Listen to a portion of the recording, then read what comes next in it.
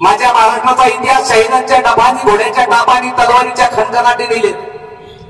राजेगडावर पोहोचताच घोडखिंडीची पावनखिंड करणारा बाजीप्रभू देशपांडे असेल, घोटाण्याच्या विजयासाठी रत्नाच्या थारोळ्यात कोसळणारा तानाजी मालुसरे असेल, मानेवरती तलवारीचं तीक्ष्ण टोक असताना सुद्धा बचेंगी ते और लढेंगे म्हणणारा दत्ताजी शिंदे असेल, आणि मोगलांच्या कडेकोट बंदोबस्तातून सोन्याचा कळस कापून नेताना आणि मोगलांच्या घोड्याचा थरकाप उडवणारे आमचे संताजी धनाजी असतील, हा आमच्या महाराष्ट्र मातीचा इतिहास आहे. कारण याच भूमी माऊली ज्ञानोबाराया जन्माला आली, याच भूमीमध्ये जगद्गुरु तुकोबाराया जन्माला आली.